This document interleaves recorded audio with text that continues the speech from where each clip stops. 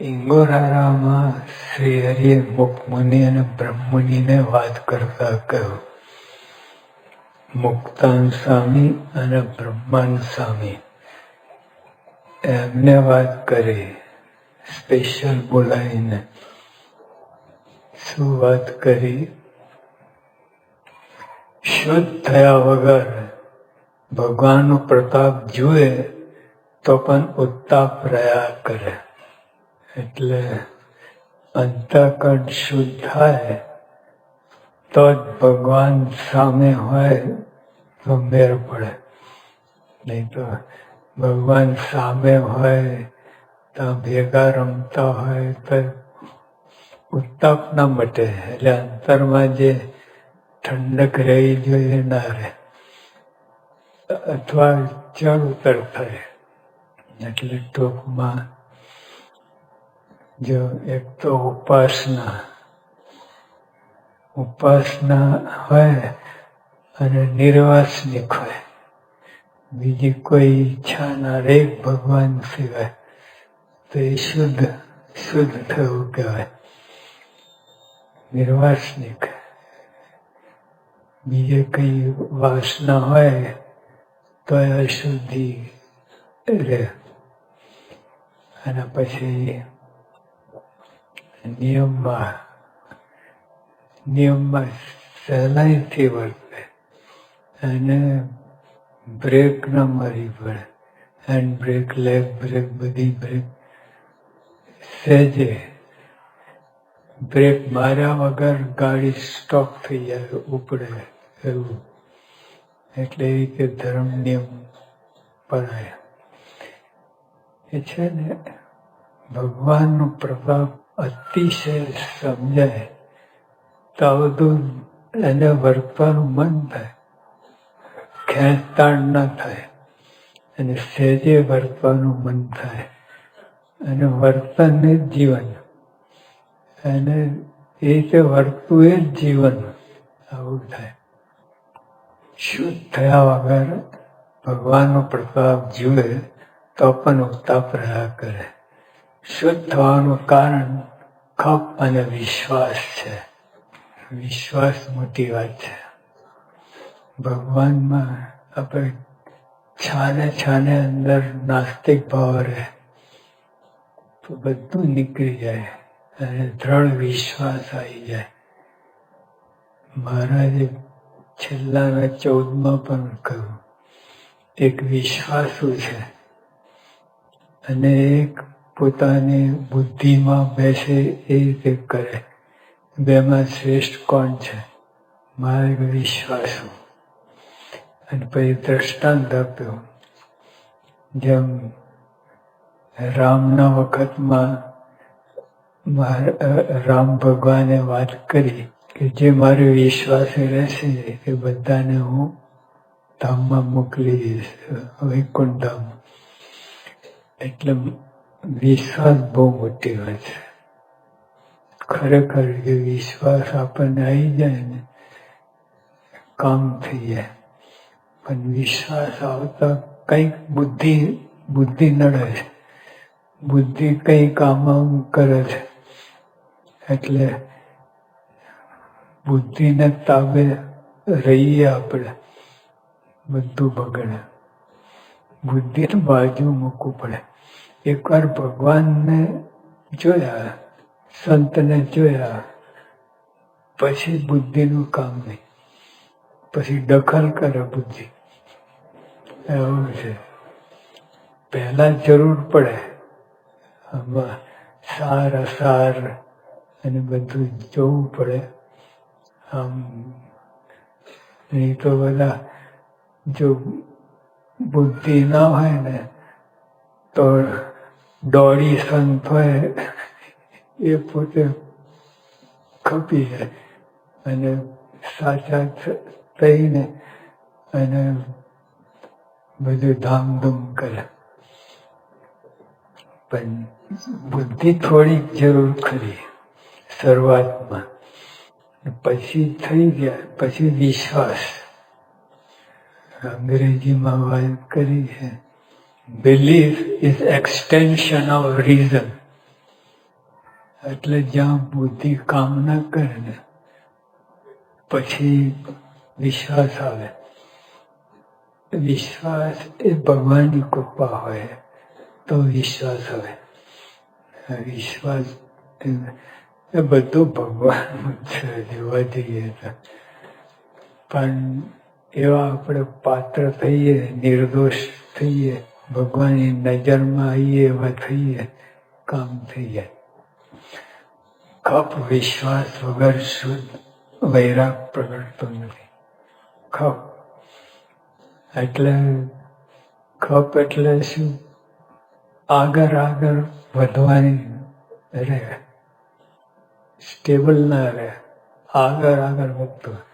મહારાજે કહ્યું મુક્તાન સ્વામી અને સુખમુનિને કે અમે જે દિવસથી આવ્યા તે ચડતો ને ચડતો રંગ રવે. એટલે ખપ કહેવાય કે આગળ ને આગળ, નો સ્ટોપેજ, હોલ્ટ નહીં, પોઝ નહીં, એડવાન્સ, બસ ચાલતો જ રહે. ખપમાં પોઝ આવે પણ બગડે, બીજું બધું ઘૂસી જાય અને કાંઈ ના આવવું જોઈએ. નો પોઝ, નો સ્ટોપેજ, નો ટર્ન બેક, આગળ ને આગળ. સિંહ છે ને, સિંહ જ્યારે આવે એડવાન્સ કરે તમારા બાજુ, પછી કોઈ જુએ નહીં. એને બુલેટ ને તોપો ને મારો હોય તો આગળ આવે, પાછો ના વળે. બીજા બધા પ્રાણી આમ જરાક ટર્ન બેક લે. પછી છે સામ જ જાય કરે. શાસ્ત્રી મહારાજ જેવા પુરુષ અટક્યા જ નહીં. ફોરવર્ડ માર્ચ ઉપાસના બાબતમાં નો સ્ટોપેજ, નો પોઝ, નથિંગ, એવી રીતે કરવી. એટલે ટૂંકમાં ખપ અને વિશ્વાસ. શુદ્ધ થવાનું કારણ ખપ અને વિશ્વાસ છે. ખપ વિશ્વાસ વગર શુદ્ધ વૈરાગ પ્રગટ થતો નથી. વૈરાગ પ્રગટ થાય પણ ટોપાટૈરા પ્રગટ થાય ને મટી જાય ને થાય ને એવું બધું. પણ શુદ્ધ વૈરાગ, શુદ્ધ પ્યોર વૈરાગ એ ખપ અને વિશ્વાસ વગર પ્રગટતો નથી. જેને અમારો દ્રઢ વિશ્વાસ છે, જેને અમારો દ્રઢ વિશ્વાસ છે, અમારા વિના જે બીજાને સંભાળતા નથી તેની ચિંતા અમે કરીએ છીએ, તેની સંભાળ અમે લઈએ છીએ, તેના સુખે સુખી રહીએ છીએ અને તેના દુઃખે દુઃખી થઈએ છીએ. એકમેક થઈ ગયા, વન બોડી. એટલે વ્યક્તિ સંત હોય, હરિભક્ત હોય, ગમે હોય, પણ આવા લક્ષણ હોય મહારાજ એકમેક થઈ ગયા. ઇંગોરામ ગામ છે કે જેને અમારો દ્રઢ વિશ્વાસ છે. વિશ્વાસ છે બહુ મોટી વાત. વિશ્વાસે રેતીમાં વાહન ચાલે. Is it possible? રેતીમાં, સેન્ડમાં શિપ જાય, પણ વિશ્વાસ હોય તો જાય. મહારાજે કહ્યું ઇટ ઇઝ સો ઇઝી. જેને મારો દ્રઢ વિશ્વાસ છે, અમારા વિના જે બીજાને સંભાળતા નથી તેની ચિંતા અમે કરીએ છીએ. આપણે આજ કહ્યું, આપણે અનંત જન્મ લીધા, અનંત જન્મ લીધા. આપણે જે સગાવાલા હોય, આ જન્મના હોય, એ આવતે જન્મે બધા ભેગા થવાના છે. કોઈ ક્યાંય. એટલે એવી રીતે અનંત જન્મ થયા છે. માં હોય દીકરી બને, દીકરી હોય મામી દાદા બને, દાદી બને, એ બધું ઉલટ સુલટ પડે. અને પુરુષના દેહ હર હંમેશ ભલે નહીં, સ્ત્રીના દેહ પણ મળ્યા. શ્રીજી મહારાજે વાત કરી કે જેટલા જગતમાં પુરુષ છે એ મેં ધણી કર્યા છે. એટલે ઉલટ સુલટ પુલટ બધું ધામ ધૂમ થઈ શકે, પણ મેળ પડ્યો નથી. આપણે પગમાં જોડાની ને એવા કોરા કાટ રહ્યા, એટલે વિષયના ભૂખ્યા, વિષયના તરસ્યા, એ છે એમાંથી ઊંચા આવતા. અને મહારાજ કે જ્યાં સુધી વિષય છે ત્યાં સુધી ભગવાનમાં જોડાણ કાચું છે. જે હરિભક્તને રહેવું હોય મારી પાસ તો તમે મેલજો રે મિથ્યા પંચોષયની આશ. એટલે આપણે એમાં ડૂબકી ના મારવી. વિષયમાં જે છે એ બધું આમ લૂછી નાખવાનું. વડતાલના 19માં વાત કરી, જ્યારે હરિભક્ત થયો પછી એને વિષય ખપે નહીં, વિષયથી દૂર રહે. બે વાત બને નહીં, વિષય અને ભગવાન. એકનો પલ્લો નીચો જાય, વિષયનો પલ્લો નીચો જાય તો આપણે લાયકાત નથી. વિષય છે આપણને, નથી એવું નહીં, પણ એને લગ્ની ના જોઈએ, એમાં પ્રીતિ ના જોઈએ.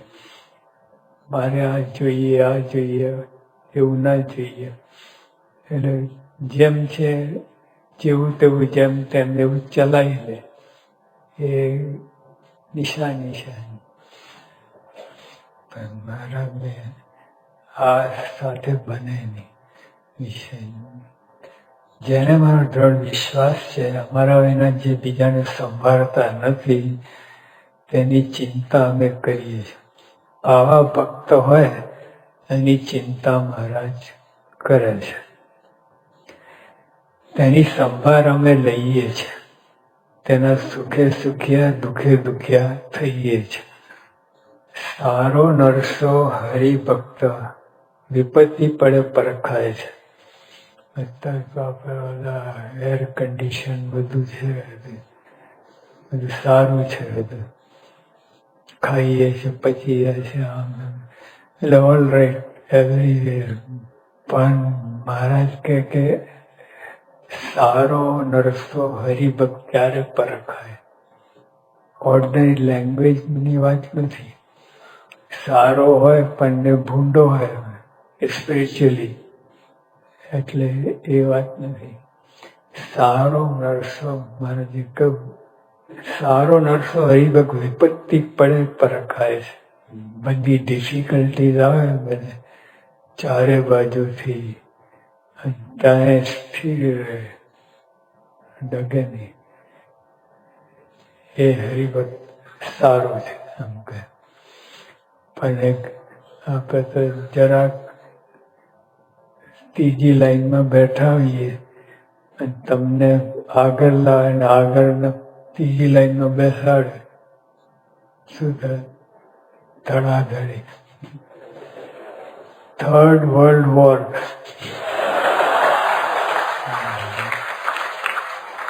ધડાધડી થાય.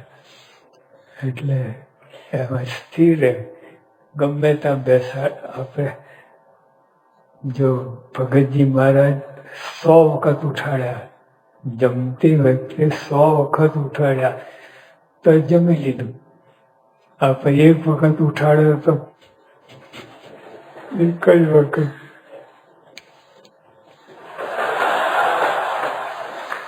ગાડી મારી મૂકીએ, બીજા સ્ટેટમાં જતા રહીએ.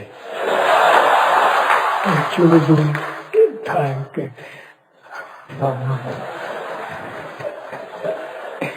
આ શું થયું, શું થઈ ગયું, મને કેટલા ડિસ્ટર્બ થઈ જશે, કેટલા ડિસ્ટર્બ. તો આ સારો નરસરી ભગત આ રીતે રખાય, સ્ટેબલ રહે એકદમ. તો એ મહારાજ એને એ હરિભક્ત ગમે છે મહારાજ. લોક વ્યવહારની મોટાઈ લોકમાં શોભાડે, પણ સત્સંગની મોટાઈ જુદી છે. આ લોકોમાં બધી મોટાઈ બધી હોય તો સ્વાભાવિક છે, ઇટ ઇઝ નેચરલ, એ હોય બધું. પણ સત્સંગની મોટાઈ જુદી છે. અહીં દાસનો દાસ થાય, બીજાનો મહિમા સમજે, પોતાના દોષ જુએ, એ મોટાઈ છે. સત્સંગમાં એવાની મોટાઈ છે. અને લોકમાં તો આમ વધારે એ મોટાઈ છે. જેટલું બધું કરે ઇગોઇસ્ટ, બસ પોતાને માન જોઈએ અને હોય છે. જે વ્યવહારિક દ્રષ્ટિવાળો હોય અને સહેજે જ માનની ઈચ્છા રહ્યા કરે.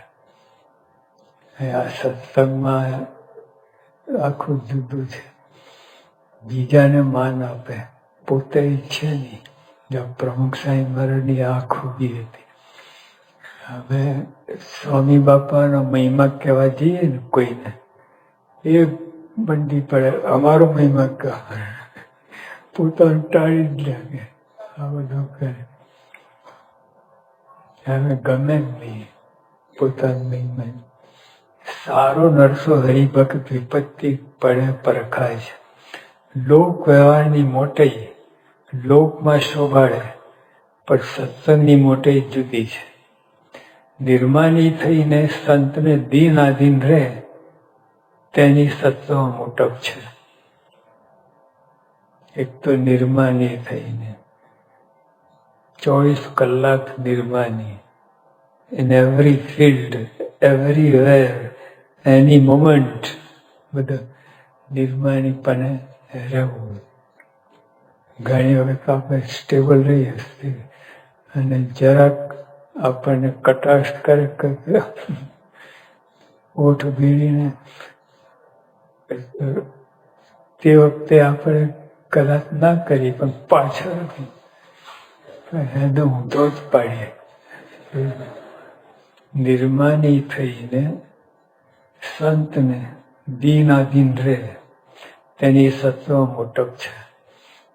પ્રમુખ સાહેબ મહારાજ યોગી આપા એમને દીનાધીન રહીને, નિર્માની થઈને દીનાધીન, તેની સત્સંગમાં મોટપ છે.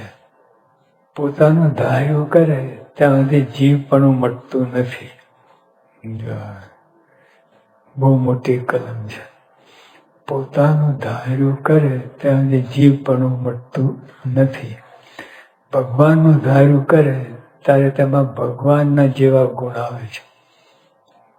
કેટલી મોટી પ્રાપ્તિ!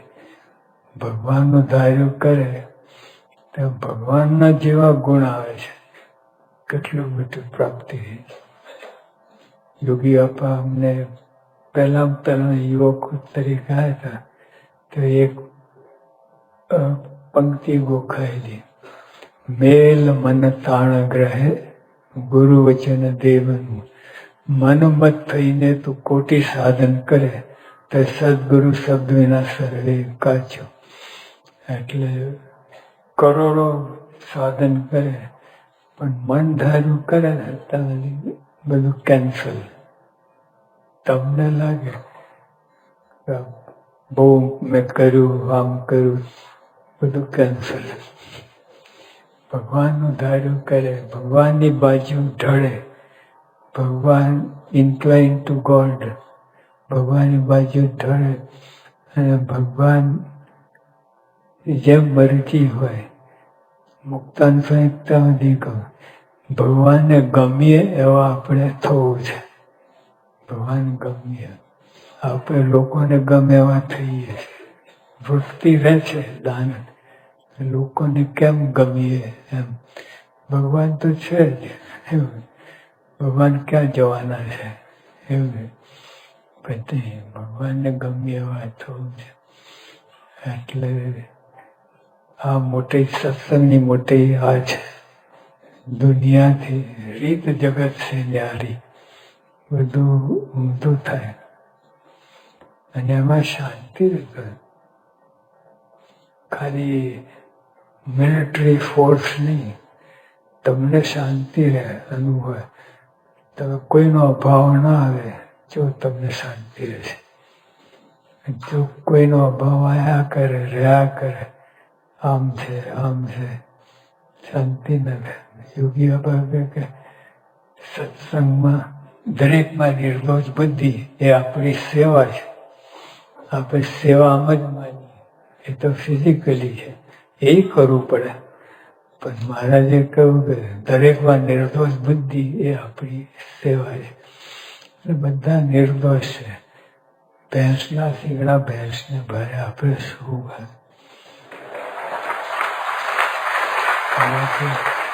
માથે લઈને ફર્યા કરીએ, એને આવું થાય. બધા નિર્દોષ એમ માનીને મજા કરો, એકદમ લીલા લહેર કરો, બધા આમ આમ આમ આમ કરે, તમને જ ચોટે એવું છે.